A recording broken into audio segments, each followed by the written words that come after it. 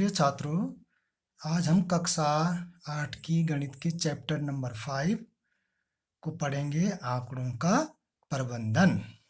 Chapter का नाम क्या है? आंकड़ों का प्रबंधन। अब आंकड़ों के बारे में हमने पहले भी पढ़ा है कि आंकड़े क्या होते हैं, ठीक है ना। तो आंकड़े क्या होते हैं? आंकड़े जो है सूचनाओं का संग्रह होते हैं, जिनको विभिन्न प्रकार की सूचनाओं को संग्रह को हम आंकड़े कहते हैं। जैसे किसी राज्य की जनसंख्या के बारे में जो हम जानकारी जुटाते हैं, किसी राज्य की जनसंख्या कितनी है, एक खिलाड़ी द्वारा बनाए गए रन कितने हैं, कितने टेस्ट मैचों में उसने रन बनाए, कितनी पारियों में रन बनाए, या एक गेंदबाज द्वारा प्राप्त किए गए विकेटों की संख्या, कितने विकेट प्राप्त किए, कितने मैच के लिए, कितनी गेंदें फेंकी, आदि आदि, ये सभी जो है इनको कहते हैं आंकड़े, ठीक है ना। अब इन आंकड़ों का हम प्रबंधन कैसे करते हैं? प्रबंधन किसे कहते हैं? आंकड़ों का प्रबंधन क्या होता है? जब इन आंकड़ों को हम इकट्ठा करके उनको सारणीबद्ध करके उनसे कुछ जानकारी हम प्राप्त करते हैं, या कोई आंकड़ों से निष्कर्ष निकाला जाता है, तो उसे हम क्या कहते हैं? आंकड़ों का प्रबंधन उसको हम कहते हैं, ठीक है ना। अब इसके बाद इस चैप्टर में जो अन्य चीज़ें हम डिस्कस करेंगे उसमें है चित्रालेख। अगला जो हमारे पास टॉपिक है वो है चित्रालेख।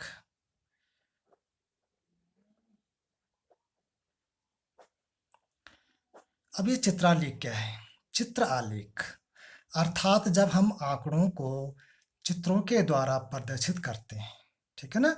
जब आंकड़ों को चित्रों के द्वारा प्रदर्शित किया जाता है तो हम उसे चित्रालेख कहते हैं। मतलब इसमें आंकड़ों को हम चित्रों के द्वारा प्रदर्शित करते हैं, ठीक है ना। तो चित्रालेख में हम क्या करते हैं? चित्रालेख में भी आंकड़ों को हम जो है चित्रों के द्वारा प्रदर्शित करते हैं। अब इसके लिए एक उदाहरण लेते हैं कि माना एक सप्ताह में दुकानदार द्वारा बेचे गए बल्बों की संख्या हमें दे रखी है कि एक सप्ताह में एक दुकानदार ने जो है अलग अलग दिनों में जो बल्ब बेचे हैं वो कितने कितने हैं। देखो, माना सोमवार को एक दुकानदार ने जो है 4 बल्ब बेचे हैं। सोमवार को बल्ब बेचे हैं 4, ठीक है ना। मंगलवार को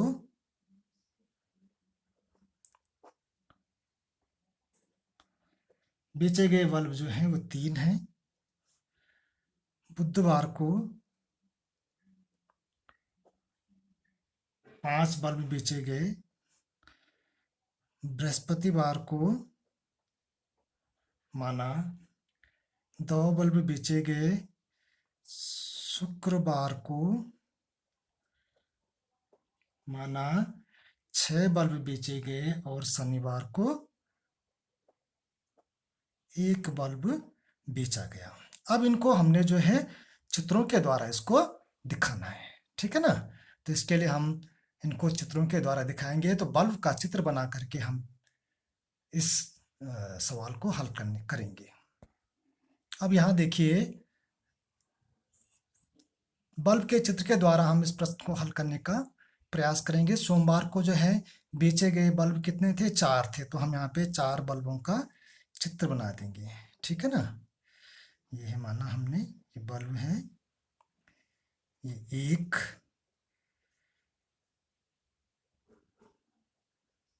2, 3 और 4। सोमवार को बेचे गए बल्ब कितने थे? 4 थे। मंगलवार को 3 बल्ब बेचे गए। तो यहाँ पर हम तो इस प्रकार से चित्र बना देंगे, 1, 2 और 3, ठीक है ना। इसी प्रकार से बुधवार को बेचे गए बल्ब कितने थे? 5। तो यहाँ पर इस प्रकार से हम चित्र बनाएंगे, 1,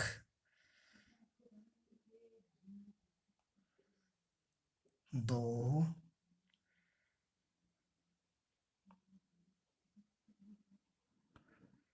3, 4 और 5। इसी प्रकार से बृहस्पतिवार को जो बल्ब बेचे गए उनकी संख्या 2 है, तो यहाँ पे हम 2 बल्बों का चित्र बना देंगे। 1,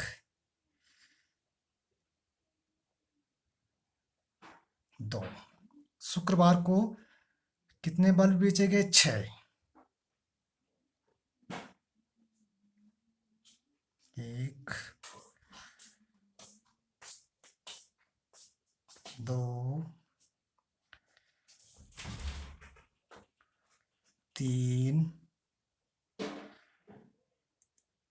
4, 5, 6।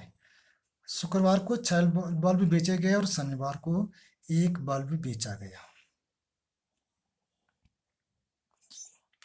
तो इस प्रकार से हमने आंकड़ों को जो है चित्रों के द्वारा यहाँ पे प्रदर्शित किया, और इनको देखकर हम आसानी से बता सकते हैं कि कौन से दिन जो है सबसे अधिक बल्ब बेचे गए। तो यहाँ पर बल्बों की संख्या को देखकर हम बता सकते हैं कि सबसे अधिक बल्ब जो है 1, 2, 3, 4, 5, 6 बल्ब जो है शुक्रवार को बेचे गए। इसी प्रकार हम यहाँ से जानकारी प्राप्त कर सकते हैं कि सबसे कम बल्ब जो है किस दिन बेचे गए। तो सबसे कम बल्ब जो है यहाँ पर शनिवार को बेचे गए और उसकी संख्या कितनी है? 1 है। तो इस प्रकार से हम चित्रालेख के माध्यम से जो है आंकड़ों को प्रदर्शित कर सकते हैं। इसके बाद अगले टॉपिक पर हम आते हैं दंडालेख। अब दंडालेख क्या है? जब हम आंकड़ों को जो है बराबर चौड़ाई वाले दंडों के माध्यम से प्रदर्शित करते हैं तो इन्हें हम क्या कहते हैं? दंडालेख कहते हैं। ठीक है, बराबर चौड़ाई वाले दंडों की सहायता से जब हम आंकड़ों को प्रदर्शित करते हैं तो ये दंडालेख कहलाते हैं। इसमें ध्यान देने वाली बात यह है कि दंडालेख जो है बराबर चौड़ाई के होते हैं, लेकिन जो इनकी लंबाई होती है वो आंकड़ों के हिसाब से अलग अलग होगी। ठीक है ना? तो इसके लिए हम एक उदाहरण लेते हैं कि माना एक छात्र के द्वारा मासिक परीक्षा में प्राप्त अंक जो है अंग्रेजी में है 10, हिंदी में है 15, गणित में है 18 और विज्ञान में है 20, और कहा गया है कि इसके लिए दंडालेख बनाइए। तो हम इसके लिए एक दंडालेख बनाएंगे। ठीक है ना? तो इसके लिए इस प्रकार से हम यहाँ पर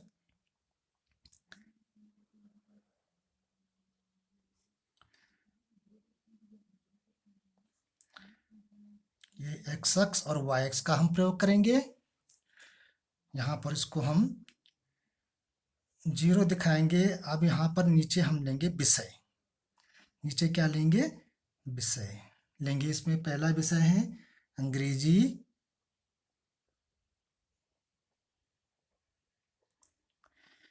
दूसरा विषय है हिंदी, तीसरा विषय हमारा गणित, और चौथा है विज्ञान। ठीक है, नीचे हमने ले लिए विषय।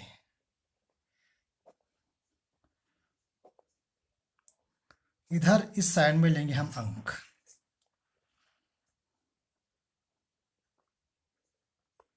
ठीक है ना? अब यहाँ हम अंकों को जो है 5-5 के उससे लेंगे। यहाँ 0, यहाँ लेंगे हम 5 अंक। सबसे ज्यादा कितने आ रहे हैं? यहाँ 20। 30 में से 20 अंक जो है विज्ञान में ला रखे छात्र ने, 18 अंक गणित में, 15 जो है हिंदी में और अंग्रेजी में 10। तो इस प्रकार से हम इसको दिखाएंगे 5, 10, 15, 20, 25। तो इस प्रकार से हम जो है 5-5 के अंतर से हमने इस प्रकार अंकों को प्रदर्शित किया है। तो अब अंग्रेजी में देखना हमने, अंग्रेजी में हमें कितने अंक दर्शाने हैं छात्र के? ये हैं 10। तो यहाँ जो है अंग्रेजी में हम जो है दंडालेख जो है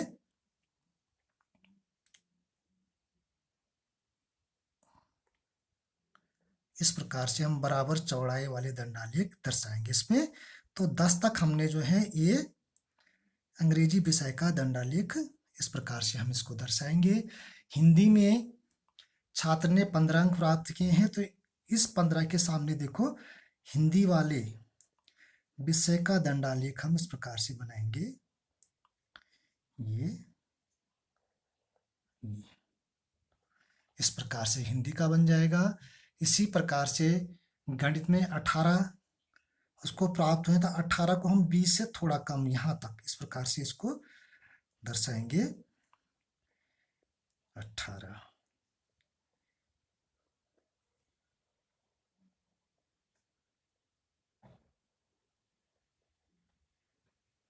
ये गणित विषय द्वारा प्राप्त किए गए अंकों का दंडालेख है। अगला इसमें जो है गणित के बाद विज्ञान है। विज्ञान में उसने 20 नंबर प्राप्त किए हैं, 20 अंक प्राप्त किए हैं। तो 20 के सामने इतना ऊंचा हम यहाँ पे दंडालेख बनाएंगे।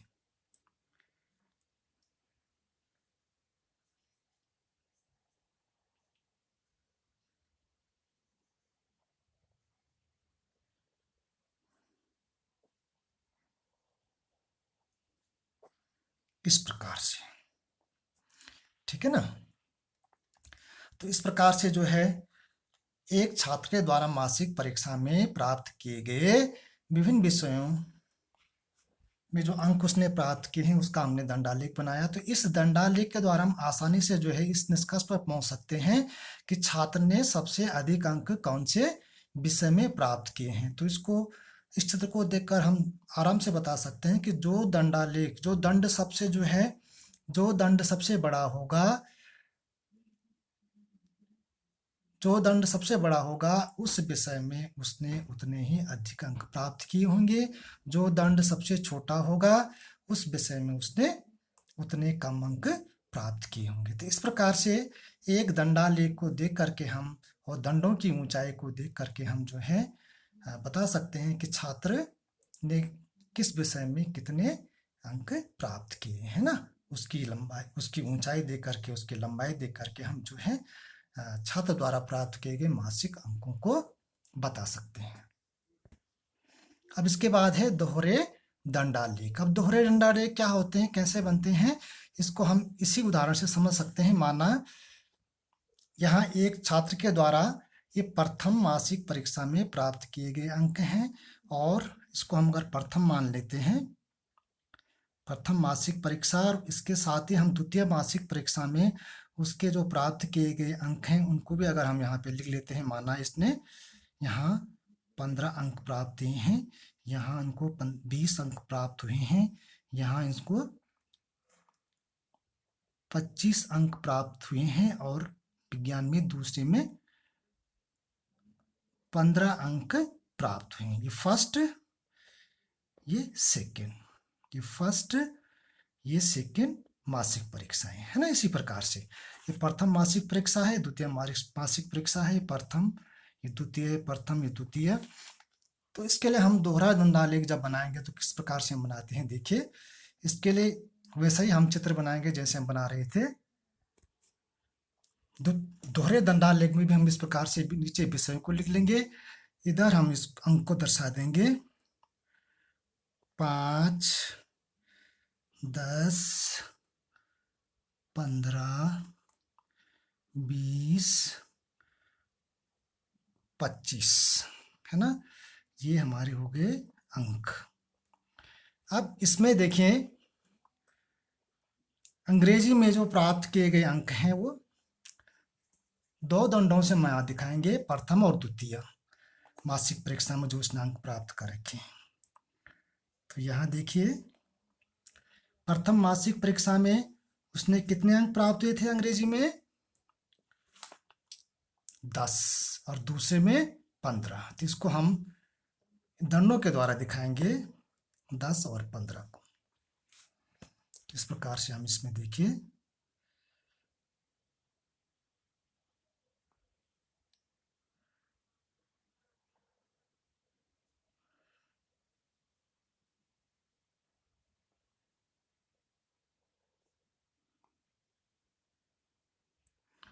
प्रथम में उसे 10 मिले थे और द्वितीय में हम इसको ले जाएंगे 15 तक।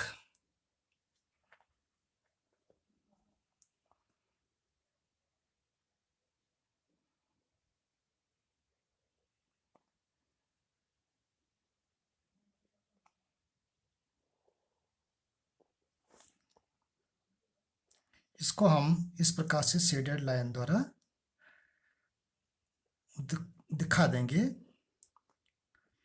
जो द्वितीय मासिक परीक्षा में जो उसने अंक प्राप्त किए हैं उसको शेडेड दंड द्वारा हम दिखाएंगे और प्रथम को हम इस प्रकार से खाली दिखाएंगे। इसी प्रकार से छात्र ने जो हिंदी में अंक प्राप्त किए हैं, हिंदी में कितने कितने अंक प्राप्त किए हैं उसने, 15 और 20, तो इसी प्रकार के दंड हम उसमें बनाएंगे हिंदी में, पहले 15 तक का।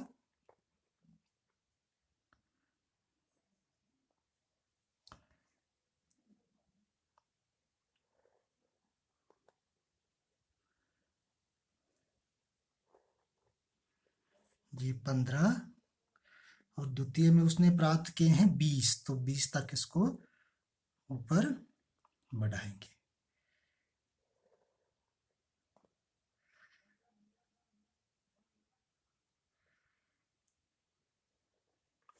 बीस तक इसको हम इस प्रकार से दिखा देंगे। तो ये हिंदी में प्राप्त किए गए प्रथम और द्वितीय मासिक परीक्षाओं में। इसी प्रकार से गणित में से प्राप्त हुई हैं 18 और 25। तो पहले हम जो है गणित का दंड, पहला दंड हम 18 तक खींचेंगे। तो 18 जो है हमारा होगा थोड़ा 20 से कम, यहाँ तक जो है हमारा होगा ये।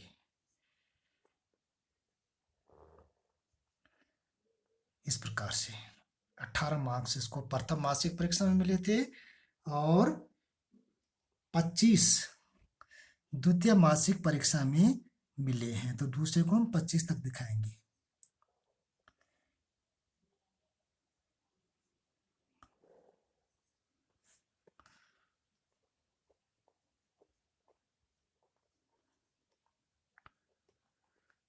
अगला सब्जेक्ट है विज्ञान। विज्ञान में पहले में मिले हैं 20, तो 20 तक हमारा ये दंड बनेगा।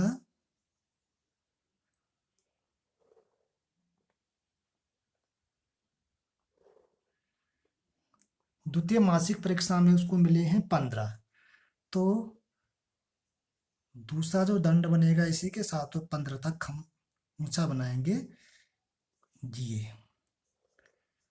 15।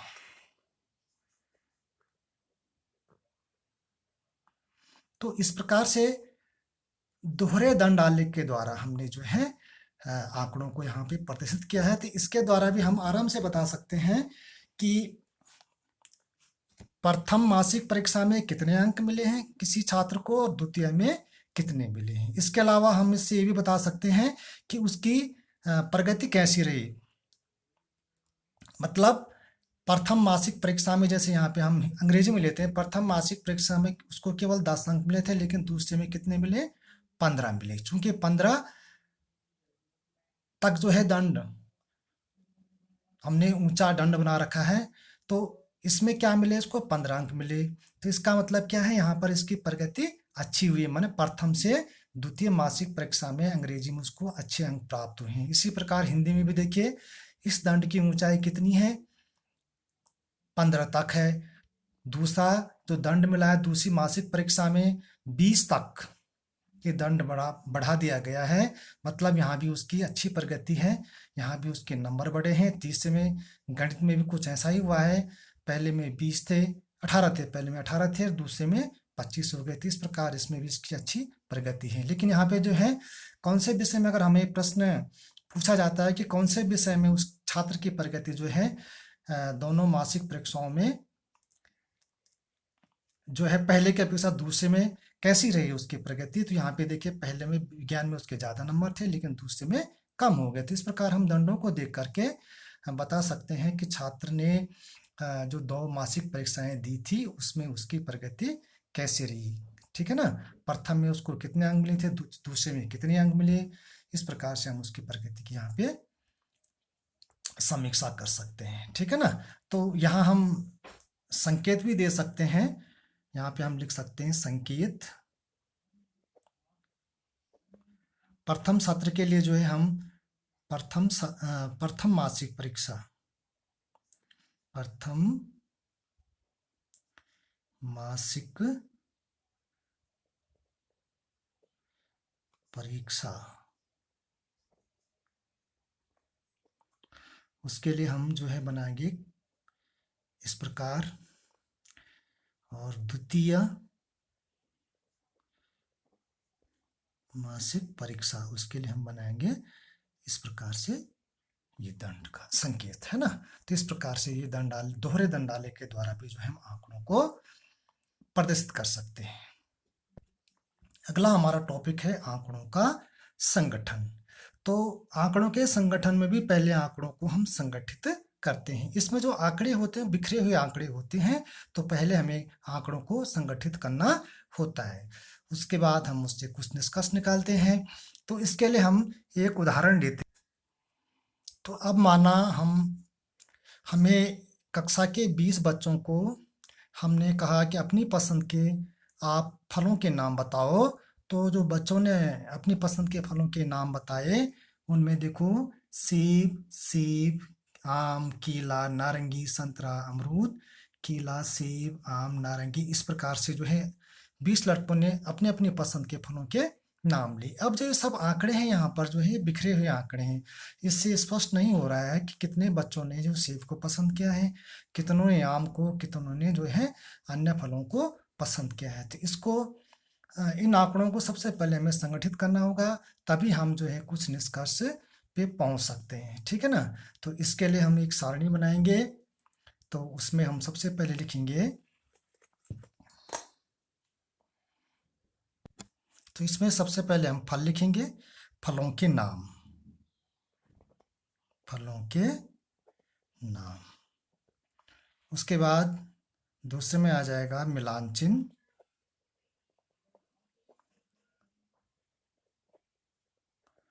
और फिर आ जाएगी बारंबारता। यहाँ बारंबारता का मतलब क्या है कि एक चीज को कितनी बार दोहराया गया है। ठीक है ना। बारंबारता का मतलब क्या है, एक चीज कितनी बार दोहराई जा रही है, कितनी बार जो है उसको दोहराया जा रहा है, तो उसमें बारंबारता आ जाएगी। अब फलों के नाम हम लिखेंगे। फलों के नाम हैं सेब, उसके बाद है आम, केला, नारंगी, संतरा, अमरूद,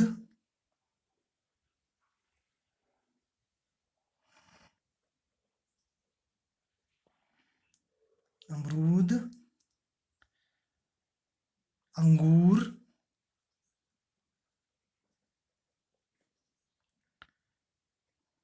इस प्रकार जो है ये फलों के नाम है। अब इसमें देखना है हमने कि सेब जो है, कितने बच्चों ने सेब को पसंद किया है। देखो सेब को पसंद करने वाले बच्चे कितने हैं, देखिए सेब, सेब,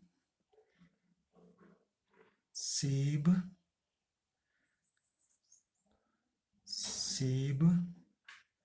तो कितने बच्चों ने सेब पसंद किया है, 1 2 3 4, 4 बच्चों ने, 1 2 3 और 4। तो 4 बच्चों ने सेब पसंद किया है। तो मिलान चिन्हों में हम किस प्रकार से उसको दर्शाएंगे, एक के लिए 1, 1 2 3 4, और यहाँ बारंबारता का मतलब भी बता दिया मैंने कि बारंबारता का मतलब होता है कितनी बार दोहराया गया है। तो ये 4 बार दोहराया गया सेब को, मैंने 4 बच्चे पसंद करते हैं तो हमने 4 लिख दिया। अब इसके बाद आम पर आते हैं। आम, आम, आम, 3 बच्चों ने आम को पसंद किया था। तो 1 2 3, और यहाँ पर बारंबारता में 3। इसी प्रकार हम आते हैं केले पर। केले कितने बच्चे पसंद करते हैं, 1 2 3। तो केला 3 बच्चे पसंद करते हैं, तो मिलान चिन्ह में 1 2 3, और यहाँ बारंबारता 3। ठीक है ना। अब आते हैं नारंगी। नारंगी 1 2 3। नारंगी भी जो है 3 बच्चे पसंद करते हैं। बारंबारता 3। संतरा 1 2। मिलान चिन्ह में हम यहाँ 2 1 2 और यहाँ बारंबारता 2। इसी प्रकार हम आते हैं अमरूद पर। अमरूद देखेंगे हम यहाँ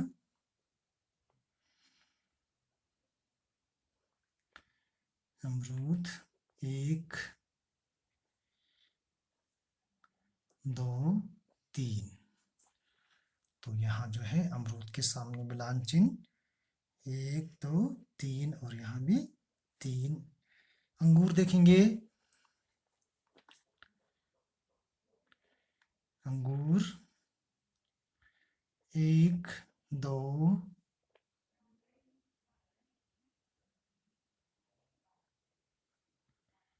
1 2। बस दो बच्चों ने अंगूर पसंद किया है। तो इस प्रकार 1 2 मिलान चिन्ह और यहाँ 2। तो इस प्रकार से आपने देखा कि जो 20 छात्रों की पसंद पूछी गई थी फलों की, उसमें जो है छात्रों ने अपनी अपनी पसंद के फलों के नाम बताए। तो उस समय जो हमारे पास आंकड़े थे वो बिखरे हुए थे, ठीक है ना। हमने इनको संगठित किया। तो इस प्रकार से अब हमें स्पष्ट पता लग रहा है कि अगर हम यहाँ प्रश्न पूछें कि कितने बच्चों ने जो सेब पसंद किया है, तो कितने बच्चों ने सेब पसंद किया है? 4। कितने बच्चों ने आम पसंद किया है? 3। कितने बच्चों ने केला? 3। कितने बच्चों ने नारंगी? 3। संतरा 2, अमरूद 3, अंगूर 2। तो इस प्रकार से हमें अब पता लग गया कि जो है कितने बच्चों ने कौन सा फल पसंद किया। इससे हम ये निष्कर्ष निकाल सकते हैं कि सबसे अधिक जो बच्चों ने पसंद किया है वो कौन सा फल है। यहाँ हम देख रहे हैं जैसे सेब सबसे ज़्यादा पसंद किया जाने वाला फल बच्चों के द्वारा वो सेब है, जिन्हें 4 बच्चों ने पसंद किया है। उसके बाद जो 3 बच्चे जिन फलों को पसंद करते हैं उनकी संख्या ज़्यादा है। आम भी 3 बच्चों ने किया है, केला भी 3 बच्चों ने, नारंगी भी 3 बच्चों ने और अमरूद भी 3 बच्चों ने। जो सबसे कम पसंद किया है बच्चों ने वो फल कौन सा है? वो फल है अंगूर और संतरा, ठीक है ना। तो इस प्रकार से हम जो है आंकड़ों को संगठित करके कुछ निष्कर्ष निकाल कर कुछ जानकारी हम प्राप्त कर सकते हैं। ये भी जो है आंकड़ों का प्रबंधन करने की एक विधि है। अब नेक्स्ट टॉपिक है आंकड़ों का वर्गीकरण। माना हमारे पास अगर आंकड़े बहुत ज़्यादा हैं, है ना, 100 हैं या 50 हैं, तो हम उनको जो है वर्गीकृत करके आंकड़ों को हम उनका जो है वर्गीकरण करके निष्कर्ष निकालते हैं। तो यहाँ पर हम मान लेते हैं कि माना हमारे पास जो है 50 बच्चों के 50 में से 50 बच्चे जो है 50 में से कितने नंबर उनके आए हैं उनको हमें दर्शाना है। तो उसके लिए हम क्या करेंगे? समूह बनाएंगे। अंक दर्शाने के लिए हम क्या करेंगे? उनको समूह बना करके एक समूह रखेंगे। जैसे बराबर चौड़ाई के समूह बनाएंगे, जैसे 0 से 10। तो 0 से 10 नंबर जितने बच्चों के आएंगे उतनों बच्चों को हम उसमें रखेंगे। फिर 10 से 20 नंबर जो है कितने बच्चों के आते हैं उस समूह में रखेंगे। 20 से 30 नंबर जितने बच्चों के आएंगे हम उसमें रखेंगे। 30 से 40, 40 से 50। तो इस प्रकार से आंकड़ों को हम क्या कर सकते हैं? वर्ग अंतराल के रूप में लेकर के, माने समूह बना करके उनको आसानी से हम जो है वर्गीकृत कर सकते हैं, ठीक है ना। अब माना हमारे पास 50 बच्चे हैं और 50 बच्चों के हमने अंक दर्शाने हैं। 50 में से कितने अंक वो लाए हैं, तो इसके लिए हम उनको वर्ग अंतराल के रूप में दर्शाएंगे। माने एक वर्ग अंतराल बनाएंगे, जैसे 0 से 10 के बीच, 10 से 20, 20 से 30, है ना। एक समूह बनाएंगे, मतलब 0 से और 10 नंबर जितने बच्चों के आएंगे उसको उस वर्ग अंतराल के अंतर्गत हम रखेंगे। 10 से 20 नंबर जितने बच्चों के आएंगे, 20 से 30, 30 से 40, 40 से 50, इस प्रकार से हम उनको दर्शाएंगे, है ना। तो वर्ग अंतराल, इसके लिए हम किस प्रकार से सारणी बनाएंगे? देखो, इसको दर्शाएंगे हम। पहला वर्ग अंतराल, ठीक है। फिर मिलान चिन्ह, वही मिलान चिन्ह, और फिर बारंबारता। ठीक है, हमने जो है बच्चों के यहाँ वर्ग अंतराल बनाया था हमने। वर्ग अंतराल को हमने 0 से 10 लिया था, तो यहाँ लेंगे हम 0 से 10 वर्ग अंतराल। अब यहाँ पे एक ध्यान देने वाली बात यह है कि माना अगर आपसे पूछा जाता है कि वर्ग अंतराल में जो है वर्ग की निम्नतम सीमा बताइए, किसी वर्ग अंतराल को दे दिया आपके पास कि भाई जैसे यहाँ पर ये देखिए अब 0 से 10 है, तो इसमें जो वर्ग अंतराल 0 से 10 है, इसकी जो निम्नतम सीमा है वो कितनी है? 0 है, और अधिकतम सीमा कितनी है? 10। ऐसे अगर आपको 10 से 20 दे रखा है तो जो 10 है उसकी निम्नतम सीमा है और उच्चतम सीमा कितनी है? 20 है। ठीक है, तो 0 से 10 कितने बच्चों के नंबर आए? फिर 10 से 20 कितने बच्चों के अंक आए? 20 से 30, 30 से 40 और 40 से 50। ठीक है ना, ये हमने यहाँ वर्ग अंतराल ले लिए। अब माना सपोज करिए कि जो है 10 से और 0 से और 10 के बीच जो है 3 बच्चों के अंक आए, मतलब एक के 7 आए, एक के 6 आए, एक के 5 आए, या एक के 3 आए, एक के 9 आए, एक के 8 आए। तो इस प्रकार इन सबको हम किस में लेंगे? 0 से 10 वर्ग अंतराल के अंतर्गत लेंगे। समझ में आ रही है बात? मतलब 0 से लेकर के और जो 10 वर्ग अंतराल हमने लिया है, तो इनके बीच जितने बच्चों के अंक आएंगे, माने जितने अंक इनके बीच होंगे, हम यहाँ उनको दिखा देंगे कितने बच्चों के जो है इतने अंक आए हैं। माने एक बच्चे के 7 आए, दूसरे के 8 आए, तीसरे के 9 आए, तो वो सब इसमें शामिल होंगे 0 से 10 वर्ग अंतराल के अंतर्गत। तो यहाँ पे हम 3 बच्चे इनको लिखने, मिलान चिन्ह में आ जाएगा 3, 1 2 3 और बारंबारता 3। ठीक है, उसके बाद 10 से और 20 अंक जो है कितने बच्चों के आए? तो मान लिया, सपोज कर लिया यहाँ पे 1 2 3 4 और 5 बच्चों के आए। ठीक है, 20 से 30 माना 4 बच्चों के, 1 2 3 4, तो 4। 30 से 40 3 बच्चों के, 1 2 3, यहाँ पे बारंबारता 3। और 40 से 50 जो है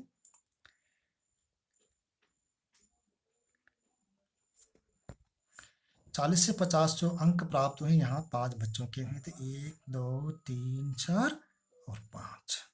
ठीक है ना, तो अब इससे हमें जो है आराम से हम इससे जानकारी प्राप्त कर सकते हैं कि जो है 0 से 10 जो अंक प्राप्त हुए हैं वो 3 बच्चों के आए। 10 से 20 अंक प्राप्त करने वाले बच्चे कितने हैं? 5 हैं। 20 से 30 अंक प्राप्त करने वाले बच्चे 4 हैं। 30 से 40 अंक प्राप्त करने वाले बच्चे 3 हैं। और 40 से 50 अंक प्राप्त करने वाले बच्चे 5 हैं। तो इस प्रकार से आंकड़ों का वर्गीकरण करके हम जो है जानकारी प्राप्त कर सकते हैं। आंकड़ों का वर्गीकरण के द्वारा हम जो है निष्कर्ष निकाल सकते हैं। ठीक है ना, यहाँ पे एक बात ध्यान देने योग्य है कि जो वर्ग अंतराल की जो चौड़ाई है वो हम समान रखेंगे, है ना। ऐसा नहीं कि इसमें 0 से 10 और यहाँ हमने कर दिया 10 से 15, ऐसा नहीं होगा। वर्ग अंतराल की चौड़ाई जो है हर जगह क्या आएगी? समान आएगी। अगर हम 0 से 5 ले रहे हैं तो फिर 5 से 10 और 10 से 15, 15 से 20, 20 से 25, 5 5 के गैप में लेना पड़ेगा। अगर 0 से 10 ले रहे हैं तो हर बार जो है 0 से 10 फिर 10 से 20 बने 10 10 के गैप में हमें इसको लेना पड़ेगा। अब अगला है वृत्तालेख या पाई चार्ट। तो वृत्त आलेख भी जो है आंकड़ों को प्रदर्शित करने का एक तरीका होता है। इसमें जो है हम एक वृत्त के माध्यम से आंकड़ों को प्रदर्शित करते हैं। अब माना हमारे पास एक इस प्रकार की एक वृत्त है,